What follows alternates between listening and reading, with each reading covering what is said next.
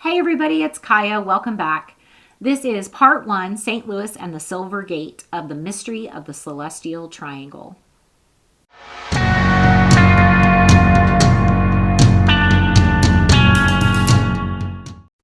So if you remember from the introductory video, which is linked in the description box below, we talked about the gates, the celestial gates, the Golden Gate, the Silver Gate, and the Lion's Gate. Today we're going to focus on the Silver Gate, which, if you will remember, is between the constellations of Taurus and Gemini at the top of the hand of Orion. I want to talk briefly about each one of these constellations, Orion, Taurus, and Gemini, so that we know what kind of symbolism and iconography to look for as we're going through St. Louis and looking at the different features.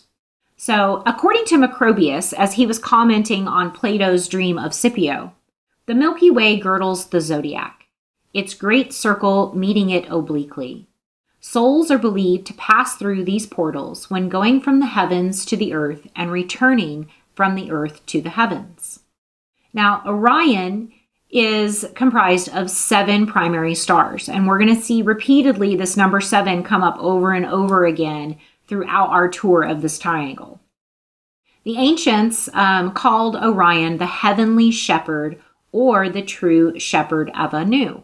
And he was the heavenly shepherd who would escort the souls from the heavens, from God, through the heavens and down into the body. Now in Hebrew, which I have right here below Orion, I've got the Hebrew equivalent of his name. And what it actually translates to is fool or simpleton. And I found that very interesting that the tarot deck has the first card as the fool. And the alchemical meaning behind this card, what we're seeing is this androgynous figure standing on a cliff, and she is about to descend out of these heavenly realms into the material plane. Now, the next constellation is Taurus, and Taurus is represented by the bull and is ruled by the planet Venus. Taurus is on the fixed cross and is an earth sign. If you're not familiar with the fixed and the mutable crosses, I've got a video linked in the description box below that will explain it really quickly. So Gemini is an air sign. It is ruled by Mercury, and it is on the mutable cross. If you look at these depictions of Venus and Mercury, you'll see that they've got these characteristics. So Venus is holding a torch. She's often depicted as standing in a shell or being on water. And Mercury has the wings on his feet and also on his head, and he carries the caduceus. So in going through the history of St. Louis, there are tons of great videos that explain the history and the founding of the city much better than I can in this presentation. For our purposes, what I want to look at are the names that St. Louis has been known by. Now, when Pierre Laclede and Auguste Chateau, they first got the commission to go and form this settlement, it was known as Laclede Village. And it very shortly thereafter was changed to St. Louis and named after Louis IX, the King of France. And you can see right here at the bottom, I've got one of the earliest maps of what they presented to be able to get the commission to form this settlement. And I also want you to notice some of the iconography associated with St. Louis. And he's got the sword in his right hand and the wand in his left. The sword in the tarot deck represents the element of air, and the wand represents the element of fire. He's also got the halo around his head, and that is, of course, indicative of him being a saint. He's got the fleur-de-lis prominently displayed all over his cape, and you're going to find that throughout St. Louis. Now, St. Louis grew rapidly and was known as the Gateway of the West, but it was also known as the Lion of the Valley. I found this reference in more than one place. There is a great book, Lion of the Valley by James Neal Prim, that goes into quite a bit of detail as to why it was named this. But we're going to see a lot of lion representation and symbolism throughout the city. It was also known as the Rome of the West. It was the first Catholic establishment west of the Mississippi. The Cathedral of St. Louis was built in 1764. It was just a simple log cabin. But Chateau and Laclede, they, along with a couple of other gentlemen, they deeded this block that they named Cathedral Block to the church for the purpose of establishing a grand basilica, which that basilica opened in 1834, and it was the Basilica of St. Louis, King of France. Now, that basilica stands today in Gateway National Park, right in the shadow of the arch. And what we're going to also see throughout the history of St. Louis, particularly along the Gateway Mall, is that these buildings were built and not used for their supposed intended purposes for all that long before they were replaced by other buildings. And the basilica is one of them. It was not necessarily replaced. They still hold services there, but it is not the focal point of the Catholic presence in St. Louis anymore. It is now moved to the Cathedral Basilica St. Louis, and that was on 1914 when that cathedral opened. The other reason that it is called Rome of the West is because it has birthed so many dioceses out from underneath it. And 44 dioceses have been established from the St. Louis area alone. And the last name that I found for St. Louis is the Mound City. Now, it's not extremely common knowledge.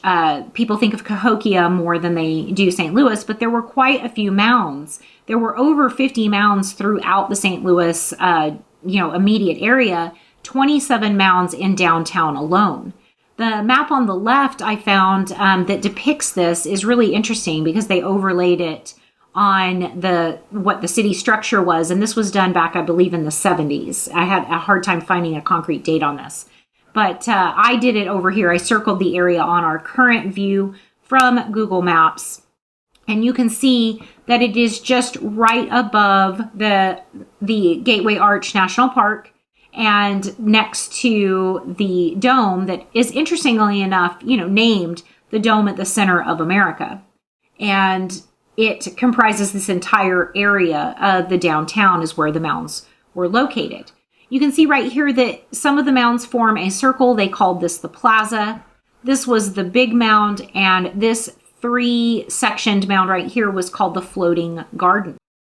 Now, if we go back right here to the river, you can see that it's coming around a bend. And back during the earliest times when the explorers were looking at this area, there was a bluff that extended into the river. That bluff is long since gone. But on the face of that bluff were different carvings and paintings depicting very strange creatures and also a set of human footprints that were in black. And the human footprints, one of the priests that was assigned to the Cathedral of St. Louis believed that these footprints were made by the Archangel Gabriel.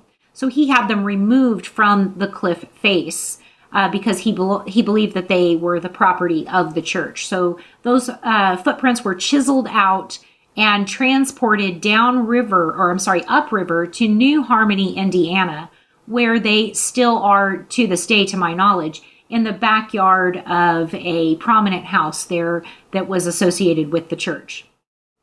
Now, the creature that is depicted on the cliff face can be found in other areas as well, including inside of caves that have been discovered around the St. Louis area and in the journals of explorers that were exploring the area.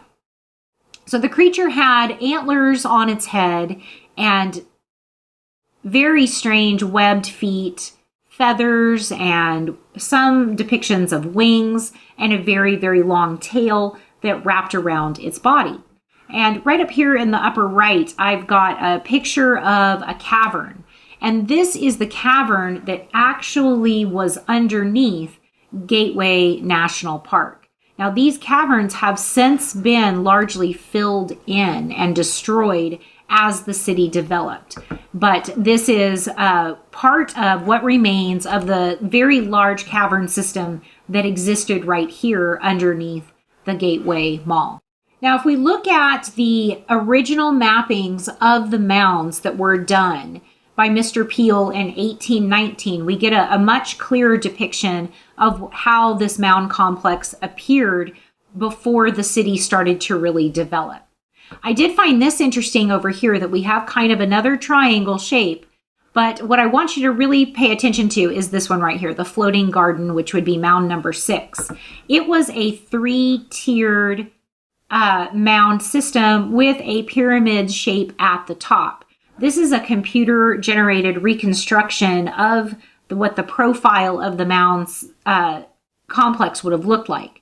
And this is from the work of Patricia Leary and of Mark Leach, which I have linked in the description box below. All right, now that we've looked at the different names that St. Louis has been known by, let's move on and start looking at the Gateway Arch National Park and the entire mall.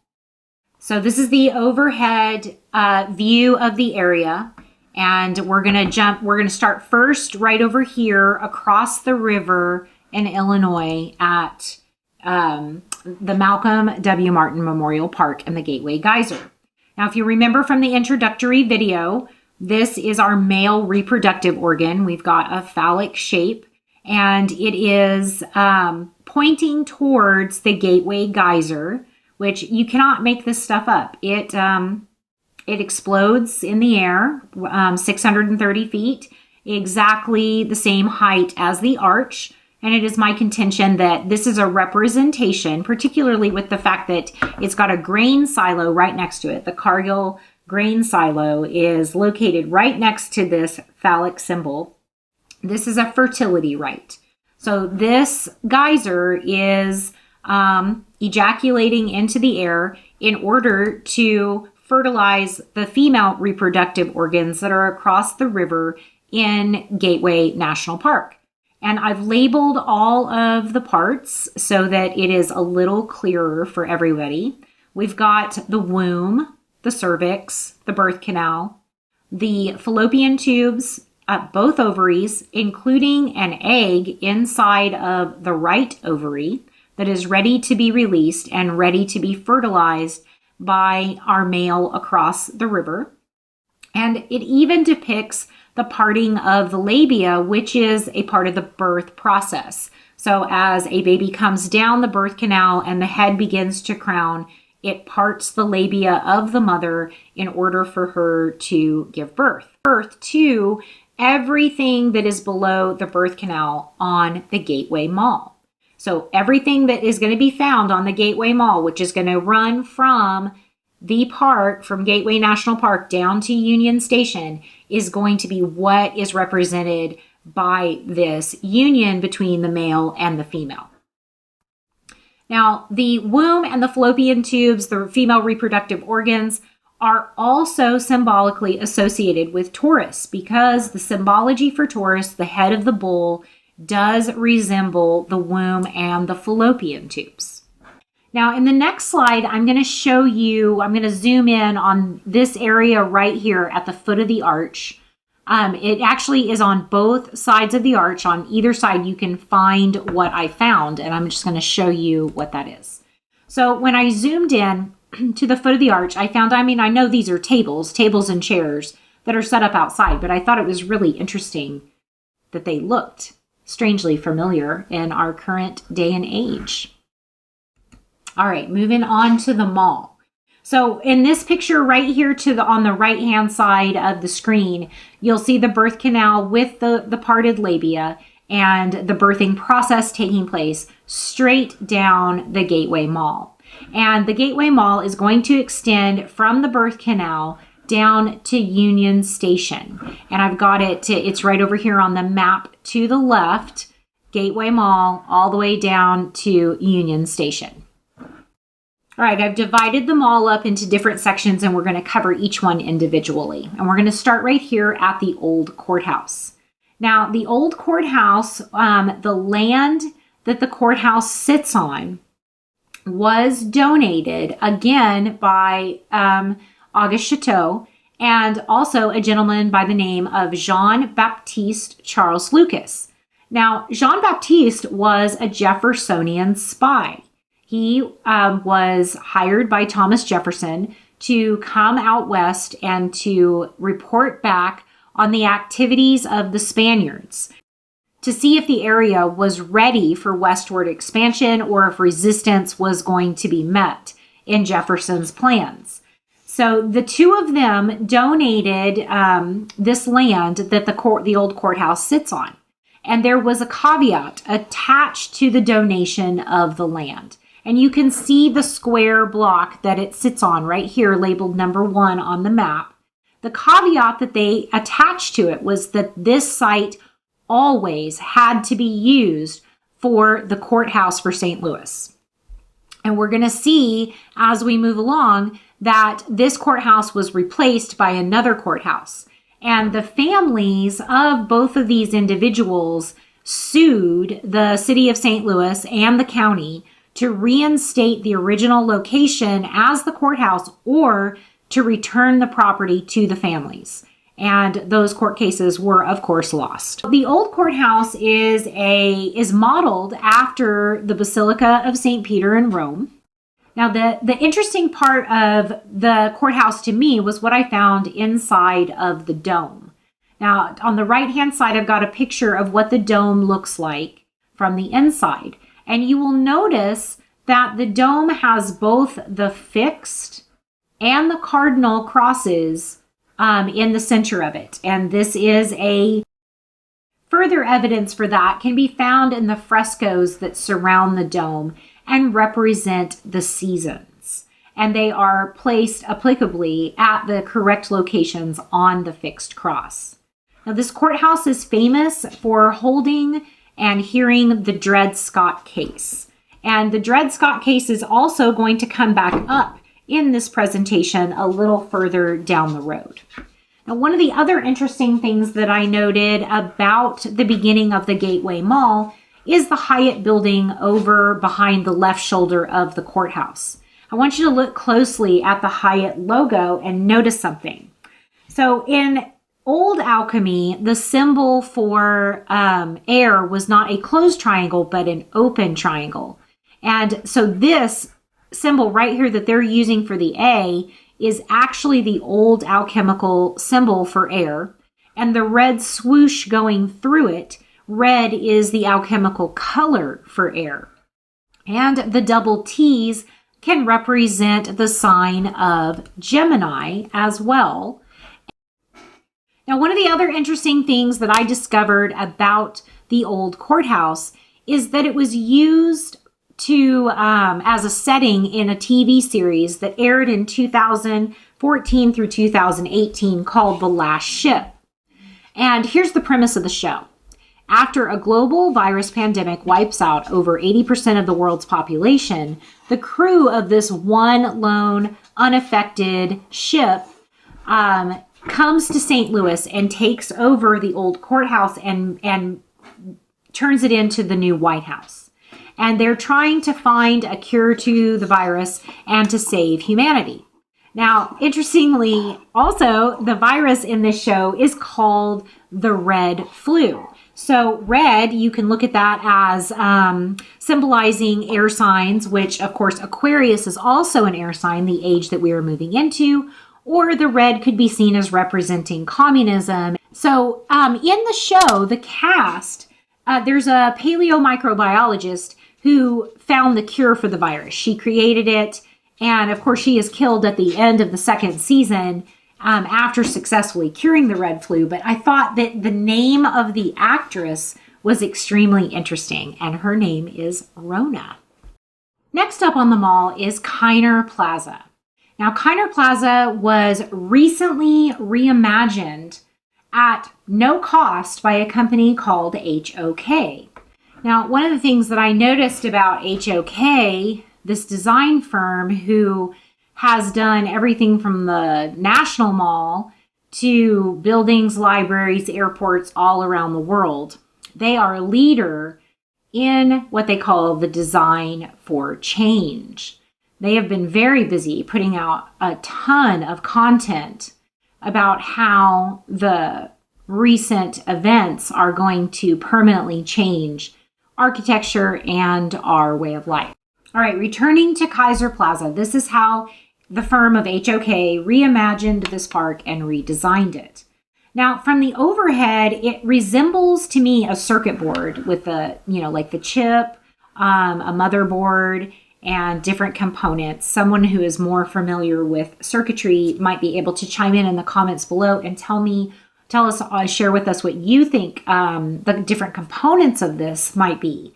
What stands out to me symbolically is that there are 21 trees in this ellipse, and the black and white checkerboard surface is very frequently used in Freemasonic work, where you see that black and white checkerboard floor representing heaven and earth. In the center, there is a statue that is called the runner that we're going to look at on the next slide. But I want you to remember this shape right here, this wave. We're going to see this wave again later on in the series. Now, the statue in the center is called the runner, and it was sculpted by a Jewish artist, and the model for the runner was Rabbi Peter Rubenstein, and he is now the leader of the Central Synagogue in New York City. At the time, he was a 22-year-old runner, and he posed for this sculpture. Now, there's a lot of symbology contained in this statue, and primarily it is just a representation of Mercury, without coming right out and saying it's a representation of Mercury. And we see all of the classic signs of Mercury with the foot, one foot kicked back, one hand slightly elevated, with the wing symbology as well. And if you'll remember, Mercury is the ruler of the sign of Gemini. Number 3 is the City Sculpture Garden.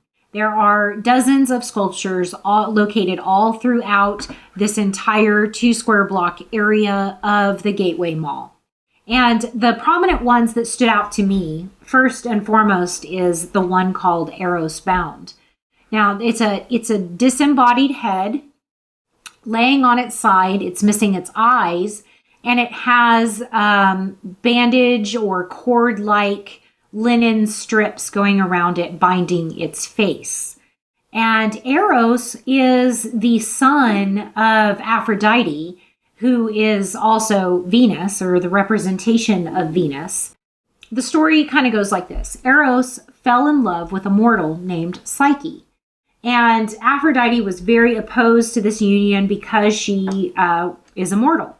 So Psyche approaches Aphrodite and says, "How can I prove myself to you?" And Venus / Aphrodite comes up with a bunch of tests for her, and she passes them all. She gains immortality and is able to be with Aphrodite's son, Eros. Now, Psyche means soul, spirit, breath, or the life or animating force of a human. And that is the Greek definition, the Latin definition of psyche. So in modern times, why do we call it psychology? Are we working on people's souls and spirits? Shouldn't it be called mentology or mindology, or something that has to do with the mental capacities of a patient rather than the soul, spirit, or scarily even more, the life force of that person? So words have meaning, and it's important for us to stop just taking all of these words and verbiage that they use with us societally at surface and face level and start looking at what these words really mean. So the next time you hear anything about psychology, you will understand that what they're talking about is a person's soul, not their mental state. Next up in the sculpture park is the cosmic seed. Now, the symbolism of this is very obvious and apparent. The 2 columns are going to represent Gemini, and the cosmic seed is going to represent Taurus. It is also another representation of a womb, or the cracking and separating of the seed and the sprouting forth of new life. The next sculpture is called the river. And I've added goddess to the end of that because it is my hypothesis that the force behind the magic that they're trying to accomplish here, they are drawing on their worship of the river goddess. And goddess worship, river goddess worship, is something that factors very prominently into a lot of the history of the United States. If you are unfamiliar with the channel Susquehanna Alchemy, I highly recommend it. I'm going to link to his video on the river goddess of the Susquehanna River in the description box below. So I'm going to start with the rabbit on the right-hand side of the screen. They've got these two white rabbits that are also in the sculpture park. And you will frequently see white rabbits, The Matrix, Alice in Wonderland, Follow the White Rabbit. All of that is an allusion to the constellation of Lepus, which is at the feet of Orion. Now, on the left-hand side of the screen, you have the ram, which is representative of Aries, with a dodecahedron perched on the back of the ram. And I believe that this gives us an indication of who benefits from this magic that they're trying to put forth. And they believe that they hold the universe on their back. And the dodecahedron is representative of the universe in the Platonic solids because it encompasses all of the elements within it. It also encompasses a dodecahedron is a 12-pointed star, and it is representative of all 12 signs of the zodiac.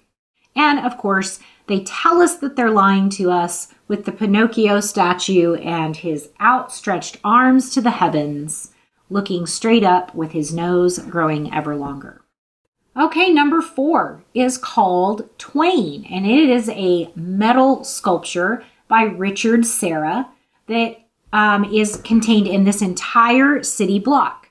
Now, it is, of course, another triangle. It is a skewed triangle, and each one of the steel sections of this sculpture are 40 feet in length. There are 7 40-foot sections and 1 50-foot section. And that is going to give us, with the spaces in between, a 350-foot perimeter. And that 350 is going to come up in our sacred geometry video later in the series.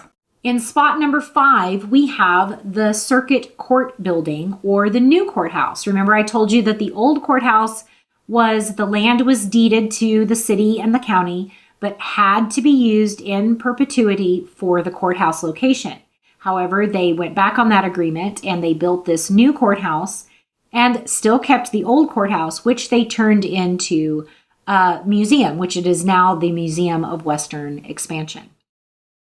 So the new Circuit Court building was completed in 1930, and it is still being used at present. It is said to have been modeled after the mausoleum at Halicarnassus, which is one of the 7 wonders of the ancient world. And the building features 32 columns and a 12-stepped pyramid on the roof. That there are these sphinx-like ornaments on top of the roof, and they are aluminum shells. They are 20 feet long, 11.5 feet high, and 11.5 feet wide. And the interior of each of them, it resembles a room. And there is access that can be had through an opening at the base of each one of the sphinxes from the roof. And for me, that begs the question, why? Why would they need to create these sphinxes as rooms that you could enter into? They recline back to back, and each one faces east. One of them faces east and the other one faces west. You will notice that there are griffins as well at the corners of the base of the pyramid. And the roof is made completely of aluminum, and it is a tremendous lightning conductor. And they had to ground this building out with concealed wires that go deep into the earth to keep it from frying all of the electrical wiring in the building. All right, that brings us to section number 6 of the mall, which I call the parks. And there's just this network of parks that runs the rest of the way down to Union Station. And if we go back up to our map of the city that shows the entire mall, it's going to be from here from this section all the way down past Union Station to the river. And it's just nothing but a section of parks and memorials. And these memorials are primarily military in nature. They are monuments and statues, and this beautiful museum right here that has 14 columns in front of it. It is the memorial for the World Wars, and it's for the Marines and the Air Force, the Navy, etc. There's a big fountain that is out in front of it with more statues and landscaping that forms these X's and star symbols from an overhead view. Right up here in Kaufman Park is the firefighter memorial, and you've got a firefighter statue right there. This is City Hall directly across the street in Washington Square. It is not technically a part of the Gateway Mall, nor is Union Station, which is across the street from it right down here in this section. This park right here is called the Eternal Flame Park, and that was interesting because, of course, the Eternal Flame, you think of the Olympics, and it is a memorial to fallen soldiers, and the flame never goes out. And the mall continues down just one block beyond Union Station, where it runs into the river, and continues just in these parks. And there's a few more monuments, but nothing particularly stand out to me as far as symbolism is concerned. So that's going to bring us to the end of the mall. And now we're going to start going along the triangle itself just a little bit in St. Louis. And I'm going to split this into a different section so this video doesn't get too long. So today we're going to end with St. Louis University. So this is not going to be exactly on the line. Our triangle line is going to be short, just a little bit off screen here. So St. Louis University is going to be just inside of that beginning point of the triangle. And from the overhead, there were a couple of things that I noticed about the symbolism of the university and St. Louis being identified as the Rome of the West that were interesting to me. So, of course, St. Louis University is a Catholic university, and they have their obligatory obelisk patterned after the obelisk, Caligula's obelisk in front of St. Peter's Basilica in Vatican City. And then I've got the arrow pointing to this building that the church was able to acquire, and it is called the Couples Mansion. And it was built between 1888 and 1889 with the family moving in as finishing touches were being put on the home in 1890. The architect who designed this home was Thomas Annan. So I want to draw your attention to this window in the upper right-hand corner. This is an elaborate stained glass window that is right up here off the observatory and the balcony. And this window depicts aspects of the seasons and the zodiac. But there is quite a bit of mystery about who designed this and who installed it. So let's see what the official story says. So the official story from the St. Louis University tour of this mansion says that the zodiac windows were designed by Edward Burne Jones and manufactured by the Reed and Annan firm. Now, this house is full of different stained glass examples, and people who are aficionados or experts in stained glass make it a point to tour this mansion because of all of the different examples of leaded glass that are within it. And I found several accounts from people and photos on Flickr and even on Instagram that show the caption underneath this window and it being credited to Tiffany's and not to Reed and Annan. I believe that they changed the information. This is a very new guidebook from St. Louis University because there were so many people who were like, this is not a Tiffany. This is not Tiffany style. It is not the way Tiffany does anything. And no evidence from Tiffany themselves that they ever participated in the manufacture of this leaded glass window. There are definitely some aspects of this design that are contained within the leaded window. However, what I want you to notice that in Mr. Jones's design, the seasons are divided up. So this is going to be spring, summer, fall, and winter, and the appropriate zodiacal signs are contained within each of the panels. And also of note, at the bottom, You have the cherubs holding Latin scrolls with common sayings on them. And you're going to see that the leaded glass window, we're going to look at it a lot closer in the next slide, is quite different. Now, if we jump back to the picture of the slide, you'll see that the angels are holding, the cherubs are holding scrolls, but they contain a poem. And a poem that is credited to this gentleman here, Eugene Field Sr., who was considered the poet laureate of children's poems. He is a native of St. Louis. The other interesting part about this guy is that his father, so Eugene Field Sr., is the son of the man who represented Dred Scott in the Dred Scott case. Now, they also say in the St. Louis Guide that the window was manufactured by the Reed and Annan firm. Well, there never was a Reed spelled this way, an Annan firm. There was a Reed spelled like how you read a book, an Annan firm, but it didn't exist at the time that this window was produced. Now, over here, I found an excerpt from St. Louis Architecture, and they talk about Annan, and this is going to be Sylvester Papin Annan, and this was literally the only picture I could find on the internet was his headstone. You will notice that he was, of course, a Freemason, which is not surprising. Most people who were involved in building projects would have been Freemasons at the time. But he is the son of the architect who designed and was in charge of the building of the house. So I think that this guy was probably an easy person to assign credit for constructing this window. Now, here's the thing. Sylvester Annan worked as a draftsman for another firm that produced windows for Union Station in 1894, but he was just a draftsman.